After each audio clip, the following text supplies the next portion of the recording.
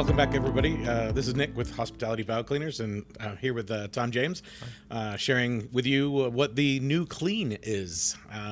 There's an old clean and a new clean, huh? There is. We used to do things that we thought was quite good, and good enough never is. It was not so long ago that we thought that was good. It was not. I believe it was January when the flights were closed down that changed our thought process on what clean is. So Absolutely. We're here to talk to you a little bit today about what the new clean is. Standards have changed. With Hospitality Bio Cleaners, we have developed a system called the Bio 360 Plus disinfection system, and we believe that this is truly the gold standard of the new clean.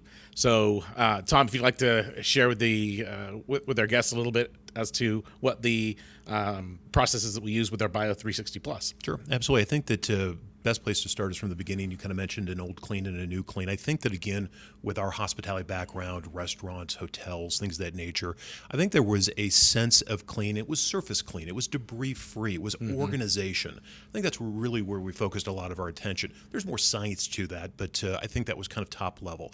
I think that when the pandemic hit, we really had to understand what it was we were dealing with, and we didn't realize how far down we had to drill down. So as we learned about making sure surfaces were free of debris, then we had to worry about pathogens being left on them, microorganisms, all the virus-causing bad stuff. And we had talked a little bit about some of the sciences and the equipment that others use. And we talked about turning to the sciences and to healthcare.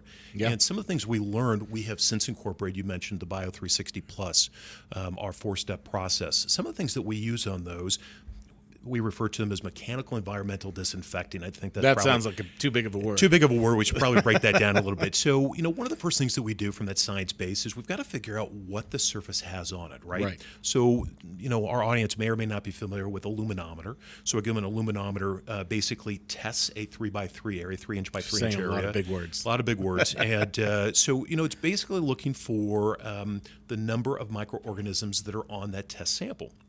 And the healthcare field has defined what those numbers should be, and they're actually remarkably low. 0 to 10 is good, 11 to 29 probably not so great, 30 and above really not healthy for you, your customers, or your family. So once we get a baseline first, then we're able to apply our procedure properly, right? So the next thing we do is we come in and we've got to do the air. This is an airborne virus, right?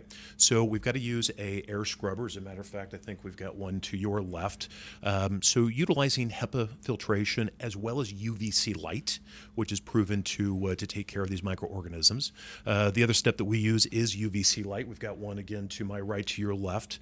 That helps actually kill all of the microorganisms that are in the air as well as on the surfaces. Right. So that's a second step that we do.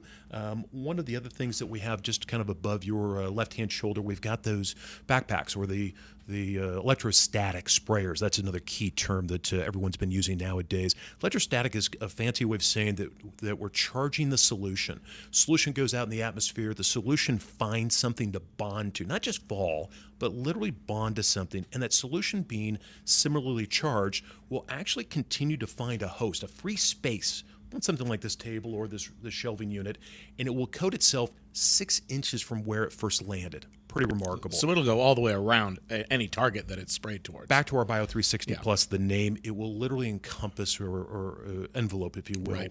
Well, and Tom, real quick on that, there's a lot of misnomers out there regarding the kind of disinfection machines. There's foggers, there's misters, I even see people, they've got a Camelback backpack that they have put a little power motor in, and they're calling that an effective disinfection machine. Drones. We've heard drones recently. Even heard drones. Absolutely. Great point to bring that up. What exists? It's all good. We should probably start off by saying that it's all good. Right. What is better and what is best? When we're talking about something that has such a worldwide grasp as COVID-19 does, we probably want best. Right. We probably don't want somewhere in between, right? So the type of stuff that we're talking about right now, the UVC light that will kill, and we'll talk a little bit later about efficacies and all those things, but the kill rate is impressive, over 99.99%. In some instances, it's even more than that. So the UVC light has to be done, right, in a controlled environment. Your HEPA filtration. HEPA is phenomenal in hospitals and daycares and schools and all those things use them. But HEPA has limitations as well. They measure that in particle size by microns, right? So what kills all that stuff that's smaller than 0.3 microns? You can't let that go back out in the air.